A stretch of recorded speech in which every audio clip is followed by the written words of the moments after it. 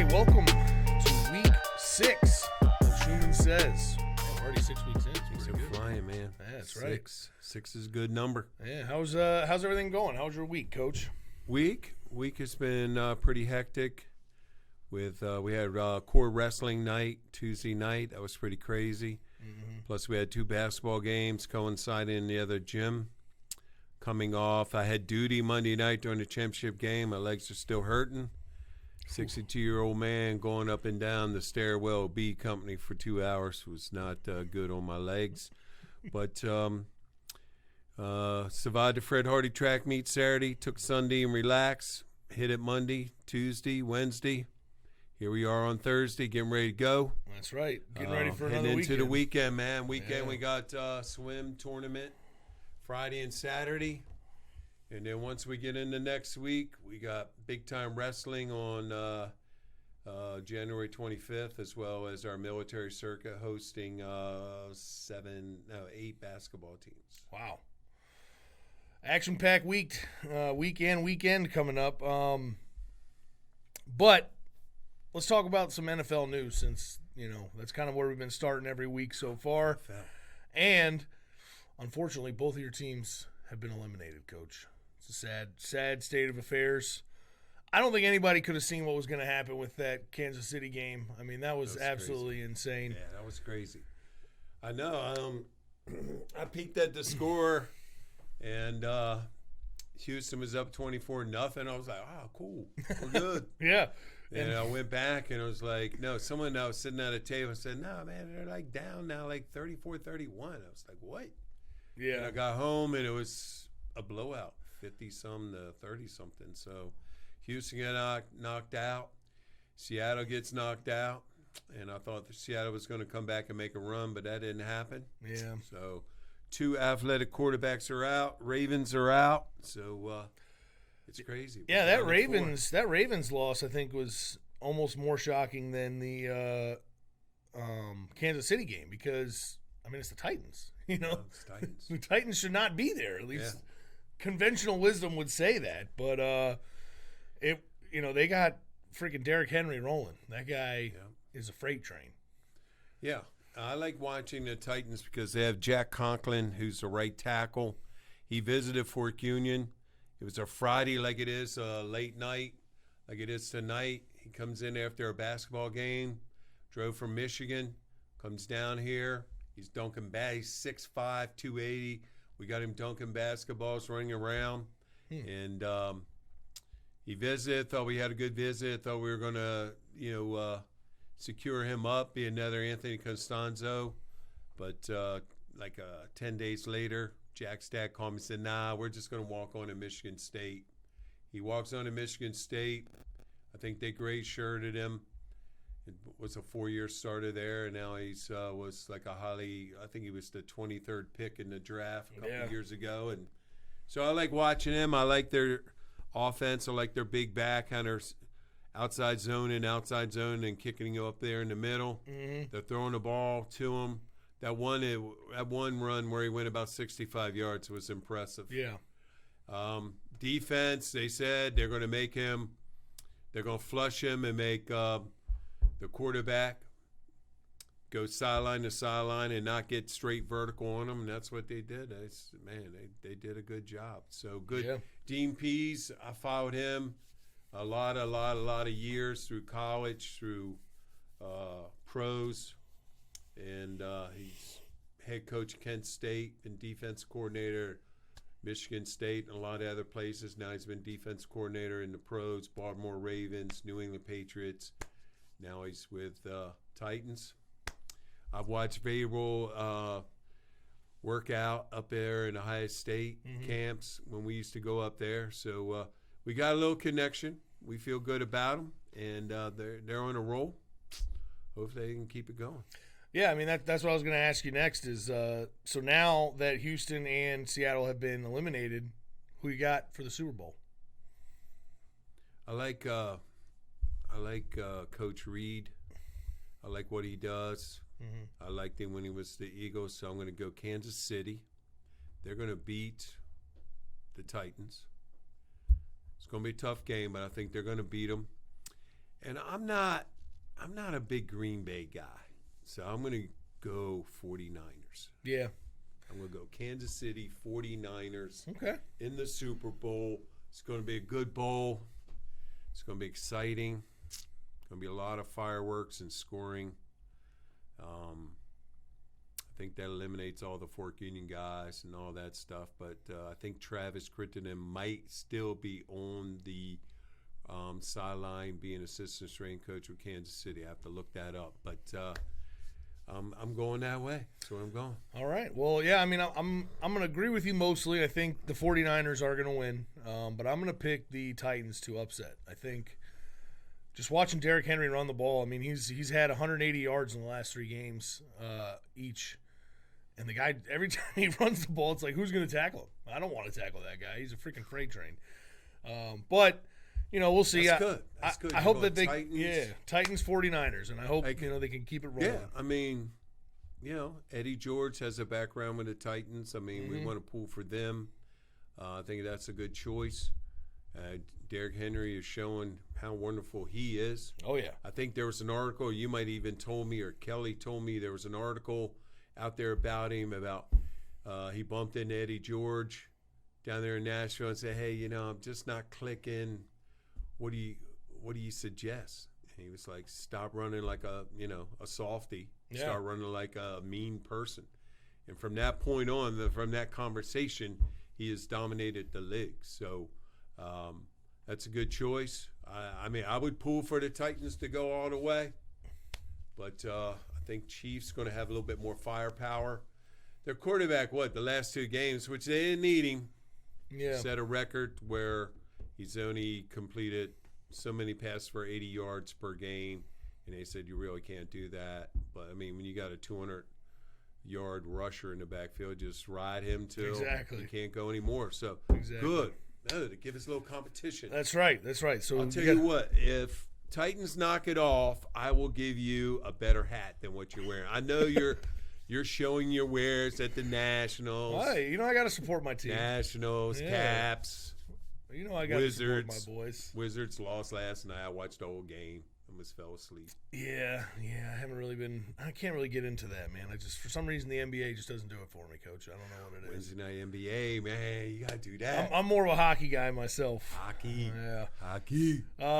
And the last little piece of NFL news I kind of wanted to run past you was this news that 2 days ago just broke. Luke Kuechly is retiring at the age of 28.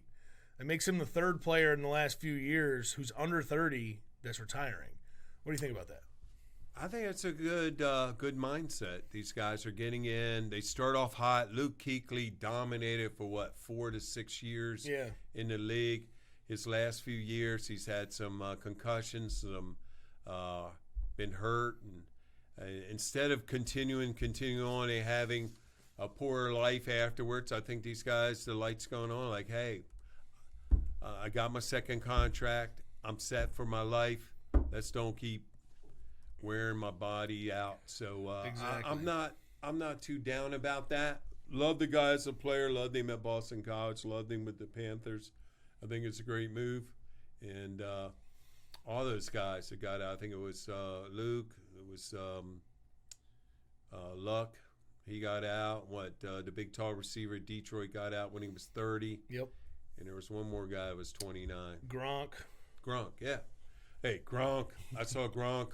Gronk is living it up, man. I saw Gronk take Steve Harvey's bust at the New Year's Eve party and smash it. And Steve Harvey basically told him he was psycho and should never work with him again. So Gronk's having a great afterlife with all the stuff he's doing. So, hey, hats off. These guys are smart. They're getting in other creative businesses and getting their plans going. So hats off to them. Yeah, I agree. I mean, I think it's smart in every way. I mean, you get to avoid the CTE issue, which is obviously a thing.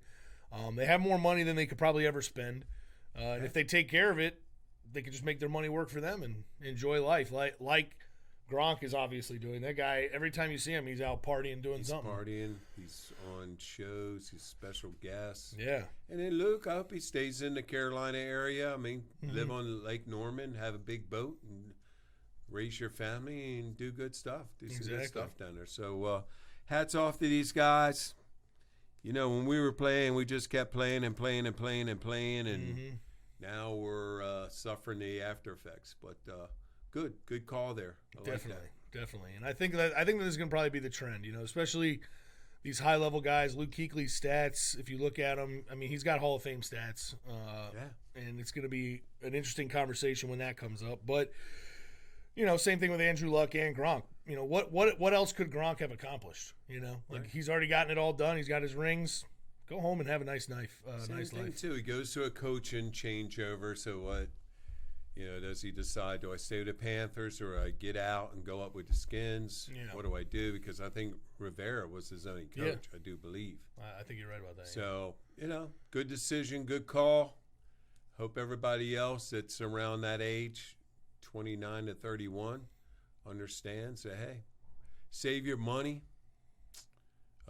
save up, and have a good quality of life afterwards. So I'm good with that. Me too. On to the next subject that we have here for us, the national championship. Both of our predictions sadly came not true. Clemson getting buried by LSU. They started out strong. Clemson did start out strong. That defense was looking real nice, shutting down LSU in the first quarter. But eventually Joe Burrow turned it on, and that guy's the real deal, man. I mean, Joe Burrow did a great job. But, you know, just like anything as a defensive guy and offensive guy, you know, I guess Joe Brady and those guys up in the box figured out Clemson's defense. I was excited when Clemson got that, first drive and got down there, kicked the field goal, and then they got it back and was driving again. I was like, this is what we need. Yep. And then they couldn't hold on. And I got a little disappointed in Clemson, both offense and defense. I mean, Venable should have did a better job. He was rushing 3, a lot of times dropping 8. Yeah. And these guys are so good. They found the space and was getting it to them. You know, I'm not an all-out blitz guy all the time, but, I mean, you got to figure out that when they have better wares, more talent, more guns than you got to get to the quarterback as quick as possible before he gets it all. I don't know how many times we have ever said that. Like, you got to get there before he gets off or he's going to be wide open and score. And I was, you know, just sad. Tony Elliott, a good offensive coordinator for Clemson. I was sad for him that they just couldn't keep moving the ball and keep it going. But, you know, they figured it out. Offensively, Joe Brady figured it out. So we're going to put this that one guy who made all the catches in motion. He goes in motion, and if their corner runs with him, we're going to attack that corner. Yep. If he doesn't run with him, it's zone, so we're going to attack the front side of the zone. Got that off to the coaches' channel. Their new Boston College coach was very, very wonderful, breaking down the plays and talking about them. So it's picked up some really good football knowledge from the game from these coaches. Some ways to attack defenses, ways to use your motion to give you some keys of where to go. So, man, I mean, and believe me, I was standing in the hallway of the barracks on duty picking all this stuff up. Yeah, that's pretty impressive. Imagine Imagine what you could have got if you were actually sitting down watching the game. 50 guys in a lounge with one TV.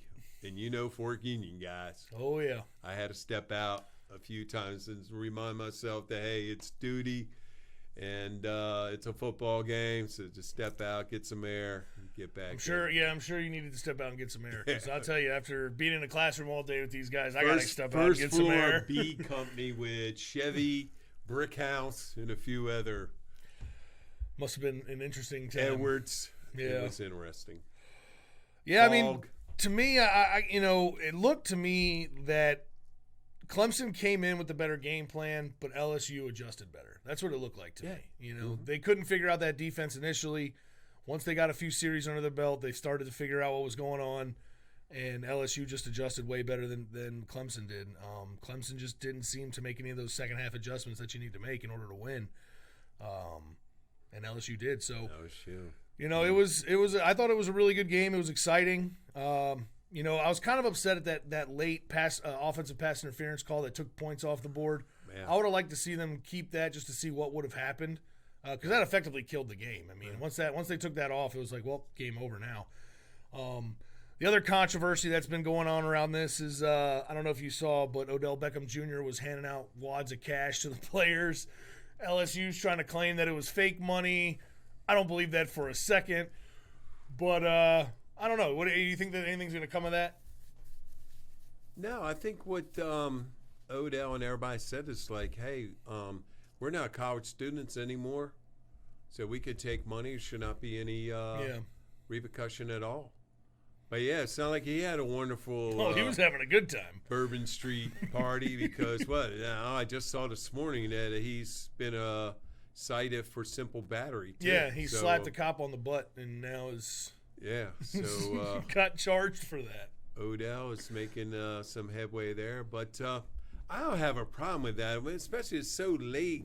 It's January 13th. Yeah, it's January 13th. You had. Yesterday, 8 guys from LSU declare for pro. I mean, they had the center, they had the quarterbacks going because he's a graduate transfer, receivers, safety, linebackers. So, I mean, it's January 13th. They're not in class.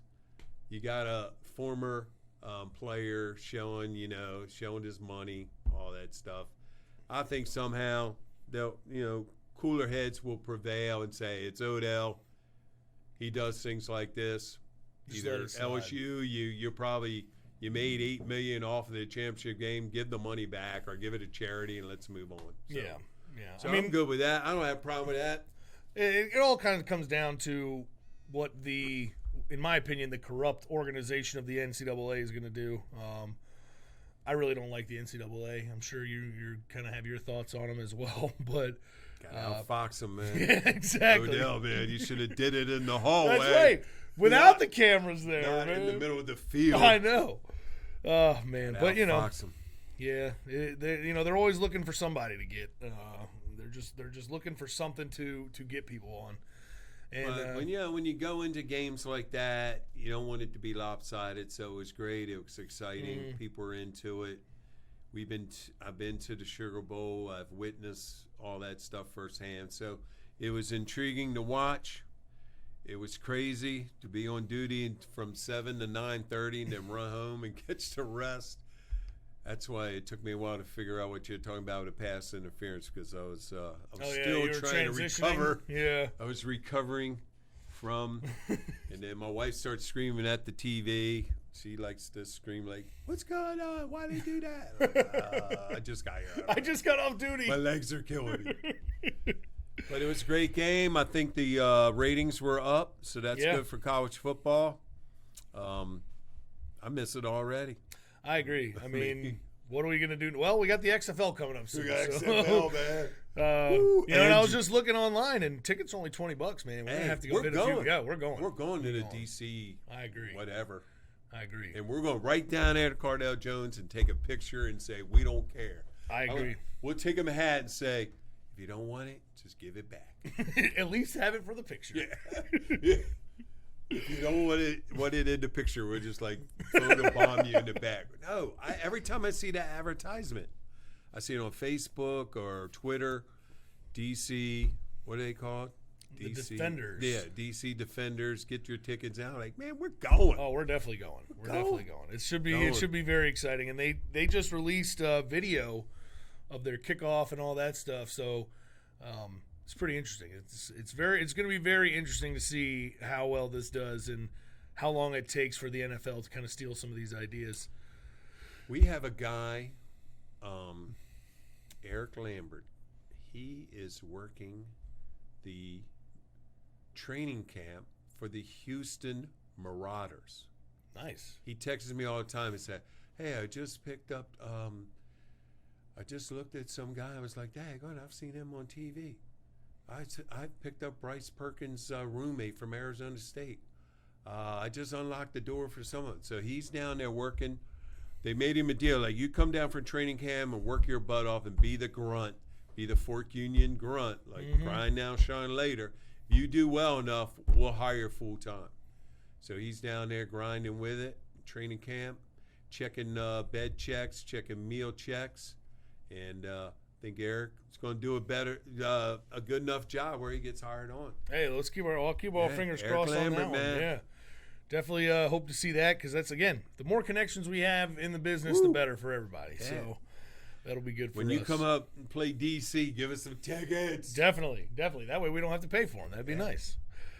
All right, so the last little bit of nationwide sports news that broke this week was the Astros were found to have cheated in the 2017 World Series by filming other teams' signals and then using that information. And actually, I just read an article today that they even went so far as to install buzzers into some of the players' jerseys so that they could notify them as to what was going on. I don't know, through buzzing their, I guess They had buzzing signals or whatever.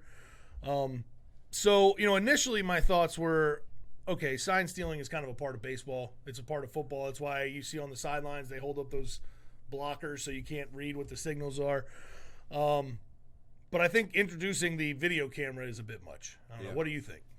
Oh, definitely. I think, obviously, with the video, and I don't know how New England gets away with all this stuff football-wise, but they got the Astros pretty good. Yeah. And then the Red Sox coach has lost his job because I guess, was he on their staff? Yeah, I think he was on their staff with them. And then the Mets guy, he just lost. He just quit. Beltran just quit. Yeah, it was basically all the people that were involved. doing it. Yeah. And they were saying, no, he wanted to coach. He was a player. He shouldn't have that. But, yeah, we've always, in football, tried to steal signs. We've done a lot of things. I think one year we went to Valley Forge, and we had walkie-talkies, and our walkie-talkies picked up their headphones, and we listened to everything they were calling. So, I mean, if you can steal it. And it's sad that, our core values here is integrity. It's sad that the integrity of the game was, was tainted. Yeah. And their world championship is off. But they got them, accept your punishment and then get back in there. I don't know if they suspended them for their lifetime, but I would imagine those guys are going to get back there. Yeah, I think it's suspension for a year. Obviously, the team that they were working for fired them. Yeah. But suspension for a year. If they're caught again, then it's lifetime ban. Yeah. So, I would imagine if they do get back in, they're probably not going to do that again.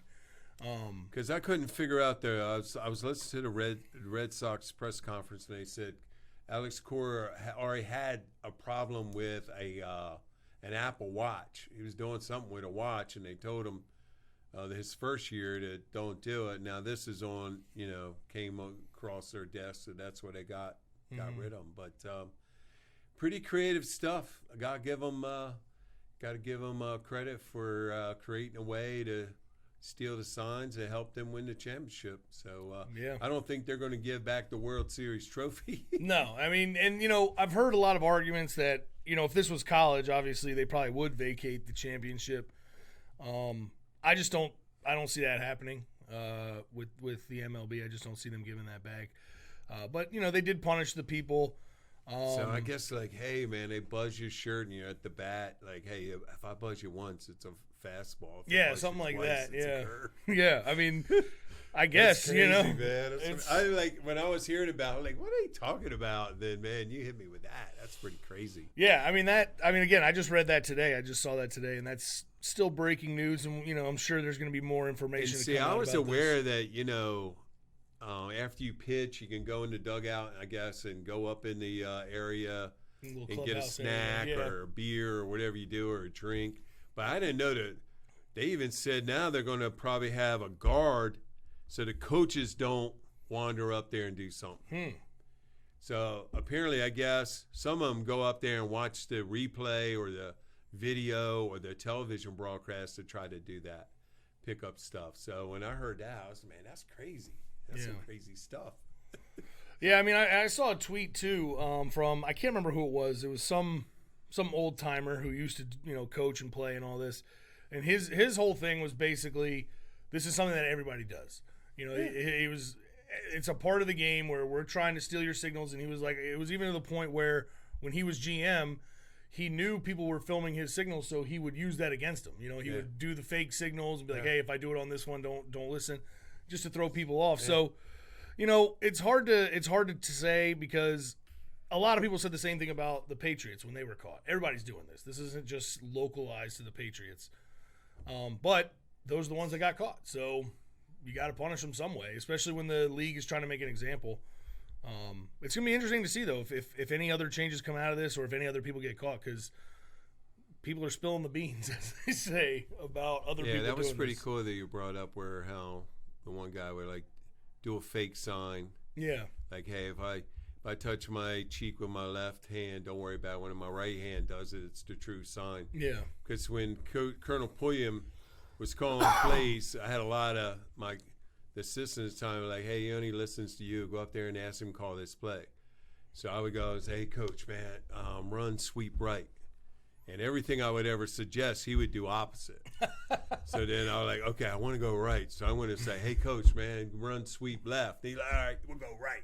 Yeah, we're good, man. So, yeah. That's perfect. We did that for like 2 years. Nice. Sometimes you got to trick them, man. Yeah, you got to trick them up. Yeah. Got to trick the legend once in a while. That's awesome. I've been tricked before, too, and I'm not a legend. Well, that's arguable. I mean, I think some people would say otherwise. But I think they got the right punishments. I think everything's on even keel now. I think the Astros are in the Red Sox are nervous that when they mentioned this yesterday in the press conference, I couldn't believe it. It said like 28 days from now, it's pitchers, catchers. I was like, hey, I know. Man, that stuff is flying. It just ended. I know. Yeah. They literally, I mean, that is one of the longest seasons. I mean, that's why I was working on baseball and lacrosse schedule. Like, holy crap. It's already here. I know, man. It's already here. I mean, yeah, this year has been flying by. That's here. That is very true. I mean, we're already almost at the end of third term here. So third term. Pretty exciting stuff. And speaking of terms and Fork Union and all that stuff, what's going on around Fork Union, Coach? Any updates other than the usual, or what's going on? It's moving. It's moving pretty good. If we can keep on grinding through January and get out of February and get in these state championships, it's going to be great. Wrestling dominated Woodbury Falls Tuesday, 60-24. Nice. All of our weight classes, low weight classes, are studs. They're dominating. Most of them are undefeated. They're about 16-0, 16-1, 15-2. Track with a couple great record setters Saturday at the Fred Hardy was awesome. We had Braxton Davenport back, who was selected and inducted in our Hall of Fame for this June. Gave him a nice little cage jacket to wear around. Nice. He was back checking things out. We had Derek Raymer back, hanging out with Coach Hardy. He was an all-time runner back there. Went over to University of Pittsburgh and did some good things there. Basketball's hanging in there. PG basketball's on tonight down at Ferrum. They'll probably pick up their 15th win. Prep basketball heads into Charlottesville and goes against St. Anne's. St. Anne's Bellefield's a strong basketball school, so we're getting geared up for that. Swimming and diving tomorrow afternoon. Swimming all day Saturday. So we had some good performances and all around. We got performances on the court, on the mats, on the track. So I had a little cheat sheet somewhere it's gone. So I don't want to just say Reynolds and a Sayre and all that. So next week we'll get the sheet out with the first names, second names, and give them a good spotlight. So that wrestling tournament had the core there. Yeah. What was the atmosphere like? That was great. We had 90 cadets there. We had them spread out. We were cheering. We were doing Under Armour clap. We were jumping up and down. We were trying to be like Duke and say, stand up and cheer until one of our wrestlers gets a point, then we can sit down. Nice. And then it ended up as we were seating, the kids that we knew right away and the core knew, was very vocal. The new wrestlers we didn't know that much about, so we just let them wrestle. But we had a little gladiator pit. And we had bleachers all around and everybody. It was exciting. That's awesome. Exciting. That's awesome. Exciting wrestling. Got us through Tuesday. And now they're heading to Western Almar for a quad meet Saturday. And then they're coming back and getting ready for our duels the 25th. January 25th. So we're getting there. Nice. And then I know on Monday we have a pretty big event with the Martin Luther King Day tryouts for the PG football team. Right? I forgot about that. Good call there. We're expecting 60 to 80 players to come in, get a workout in. I got a running back coming up from Delray Beach, Florida. He's flying in. Talk with him today. We got some good quarterbacks coming in. So I think Coach Eric was at the AFCA convention. I said, we're going to send you down there, try to place a couple guys. He got 3 of his members of his team offers. Good. Got back yesterday, was working on transcripts, trying to get that set up so he can get in next week, second semester. We counted up. Out of his roster, he's got 87% of his kids done right now. Wow. So he's working on the last 13%. He had 25% set up on the first signing and had them in school already. Now he's worked on the other guys, and it's looking good. Looking like he's going to clean the shelf real quick and start building his team for next year. Man, that's really good to hear. I mean, those are surprising numbers. Trust me, I remember the grind to try and get those guys we signed. We had an email today. Palmetto Prep wants us to join their conference. It's a interesting. It's a 8-team conference, 4 in the East, 4 in the West. You can play 1 or 2 out of the West, stay on the East, so it won't kill you because that West is going to be Alabama and probably Miami.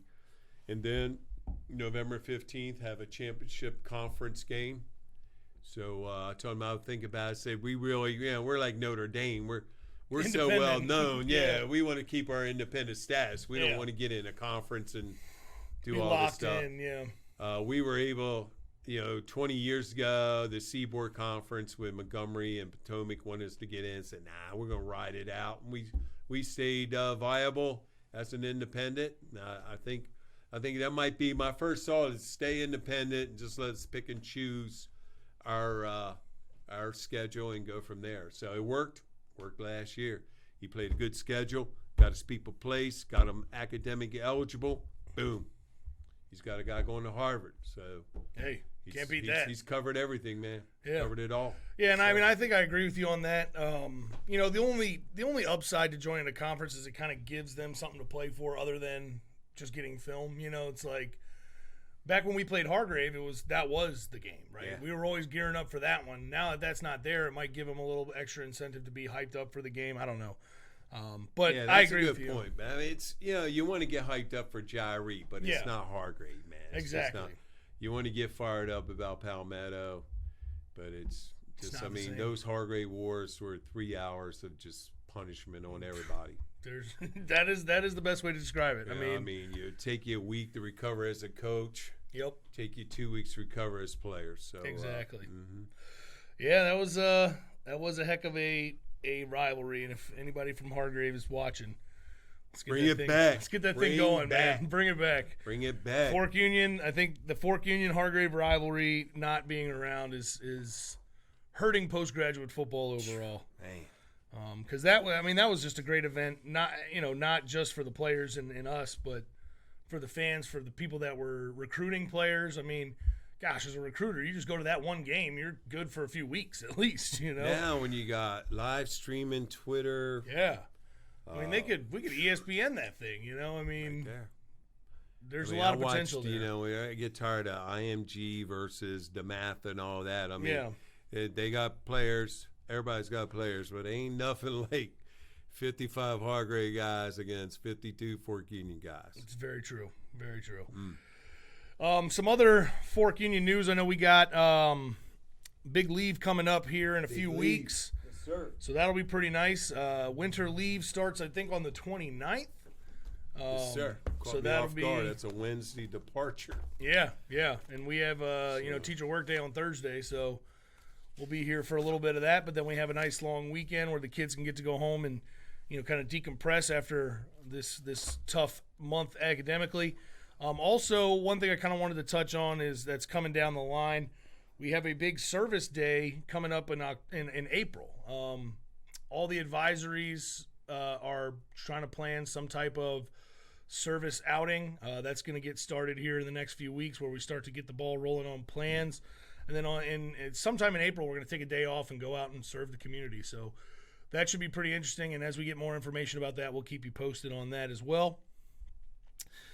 Moving on to the final segment, as always, we're going to talk about one of our former classes here at Fork Union. And this is a new situation. Coach Shuman is just going to open the book, pick a class, and we're going to go with it. So what class we talking about tonight? We broke open the vault, and we are speaking about 2013, 2014. Oh, nice. And the first name I see is Andrew Verbois, who is trying out for the New York team. New York XFL? Yep, New York XFL. He went to UMass, was a quarterback, transferred to University of Delaware. He did the CFL tryouts after his career. Now he's with XFL. He's from New York. His dad's a highly acclaimed high school coach up there, St. Joseph's, up there on Long Island. Mm-hmm. So, Andrew, good luck. Lyndon Stevens, defensive back, went to University of Cincinnati, was picked up late by the Chargers, I think it was. I think he just got picked up late the last 2 games. He was on the active list with the Chargers. Kyron Priester signed with Clemson. Went to Clemson after here. We got him eligible, got him down to Clemson. He had a run-in with Dabo Sweeney. Dabo suspended him. He ended up at Washington State, had a career of about 50 to 60 catches. It would not shock me that Kyron Priester ends up with the XFL. Tristan Nicholson, I think you've bumped into him a few times. He put a semester in with us, went down to Blinn Junior College, Simon University of Texas, became a 2 or 3 year starter. I think his last year he had some injuries. He's tried out at a few places. I know he was in the AFL. Yeah. He might be on the XFL team. Saquon Jeffries was a Temple commit, ended up at Rhode Island, did a great job there. Cam Johnson from Buckingham, a long line of Buckingham students, went off to Hampton-Sydney, set all kind of records at Hampton-Sydney. It wouldn't shock me that he appears in the Arena League or some type of XFL. Yeah.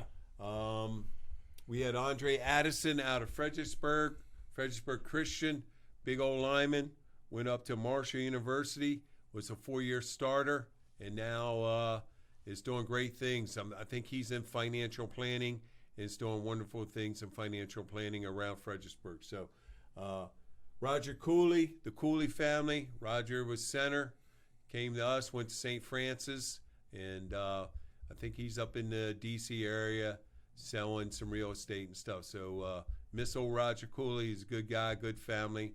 Judy Cooley, we miss you. And Darius Garcia ended up going down to Old Dominion. He was another good player. Played 2-3 years at Old Dominion. Jalen Johnson out of Roanoke went down to Emory Henry, one of my favorite places. Marquise Haynes flew down last February to his wedding down in Jacksonville. Marquise is with the Carolina Panthers. Went down to Ole Miss. I think he's the second leading sack person in Ole Miss history right now. Wow. So we had a good time. We keep up with him. He's a good guy. A lot of good guys here. And Sidney Sandridge out of Amherst. Oh, yeah. Todd Gowdy got him up here. Did some good things for us. Went off to Youngstown State. Had a good career there as a running back. We had a plethora of running backs that year. I mean, gosh, darn, we had a whole bunch of them. Michael Badgley, kicker, went down to Miami, spent 4 years. You know, some people have the luck. Here's a guy who went to Miami, spent 4 years there, and then he gets picked up with Los Angeles Chargers, spent 2 years in San Diego, and 1 year in freaking Los Angeles. Just living on the beach. Yeah, living it up, man. Keon Maven went over to University of Charleston, set some records there. Randy Neitner came out of Chicago, one of Bill Costanzo's referrals. Nice receiver. Went back to Chicago, played at Trinity. Good guy, really good guy. Let me see. That might be Jacob Feeler, big-time lineman out of West Virginia. I think it was Parkersburg, West Virginia. Came here, signed with UVA. Just finished up last season at UVA, a 3-year starter. So good guys. Had a good winning record. Connor Sweeney out of Indianapolis, Indiana. His dad's an AD club member. Nice. Connor went to Purdue, did some good things there. So just a very, very, very, very wide-ranged type of team that did a good job. Yeah, I remember. Again, I was working with the prep team when these guys were here, but I just remember that there were some very large humans. Like Tristan Nicholson is easily one of the biggest people I've ever seen in my life. Yeah. He's one of the first people that I've ever been around that actually made me feel short. And I remember I was living in Austin, and I was working the University of Texas camp, and there he was. I was like, hey, I know you. I was watching him while he was at University of Texas, and he was an integral part of that offensive line. I mean, he was, when he wasn't hurt, he was playing the whole time, and he was playing well. So like you said, I wouldn't be surprised if he ends up in the XFL. I know he was in that AAF or whatever it was. But the other guy I wanted to mention was the guy you said went to Hampton, Sydney. We seem to always, it's like we always have like a Hampton, Sydney guy every other year. It's not, for some reason, it's not consistent. And I don't know what that's about, but there's a guy from my class that went to Hampton, Sydney, and then it was kind of a drought. And then, we send him every once in a while, but can't get it consistent. I don't know that. Get it going. Yeah. Then we had Derwin Gray. He's with the Pittsburgh Steelers. Oh, nice. Being coached by Sean Surratt, who's a Fort Union graduate. So good connection there. Mm-hmm. I remember Derwin called me after he got drafted and said, hey, man, I just got off the phone with some guy. That's my O-line coach. It's Fort Union graduate. I said, hey, man, we're everywhere, bro. We're there. But, no, it was a good year. Ryan Gould, he was a good guy. Nose guard, went down to Hampton. Mm-hmm. Jared Jackson, his father was the first black cadet in 1974-75. His father's on our board. Comes back many, many times. Jared went from here down to a junior college down in Alabama, Marion Institute. He was trying to get into one of the Coast Guards or the academies. Didn't do it, but now it's in the service and is doing a great job there. So hats off, Jarrett. Nice. Thank you for defending our country, and we miss you, man. We miss you. Keep going. But yeah. So the main question is, did they play Hargrave and did they win? I was trying to look at the schedule. I haven't found it. I think Hargrave was done. Yeah, I think they disbanded right around this time, so probably not. Yeah, which, again, we lost to get it going, Hargrave. Kentucky's JV 24-21. Well, that's always a good trip. We beat Atlanta Sports Academy, Georgia Prep, Virginia Beach. We beat them. So it looks like we were about 7-2. Okay, pretty good. Beat Jairee, lost to Lewisburg. Lewisburg got us pretty good. We beat St. Francis. We beat Valley Forge. So, yeah, we got 7, and I think we lost 2 that year. Yeah, Lewisburg is always a tough one. Another guy, Jacob August, good dude out of South Carolina, walked on to South Carolina, ended up on scholarship.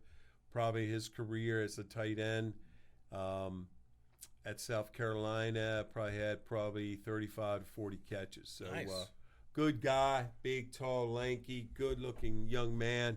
Came in, sucked it up here, went on down, made a name for himself at University of South Carolina. So, Jacob, if you're listening, man, hats off, and call us once in a while. There you go. Yeah, that goes for anybody out there. Again, if we haven't mentioned your team yet, we will eventually get to it. But if you really want us to talk about it, reach out to Coach.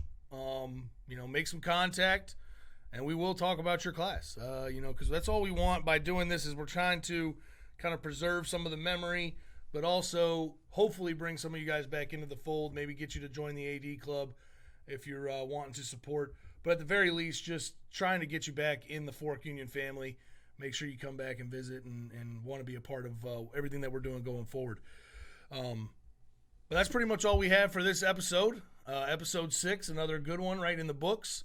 As always, check the description for a link to join the AD Club if you want to support our athletic programs. Also, check us out on Spotify and iTunes. Leave us a little review. Help us out with the analytics there. And we will be back next week with another episode of Shuman Says. Yes, sir.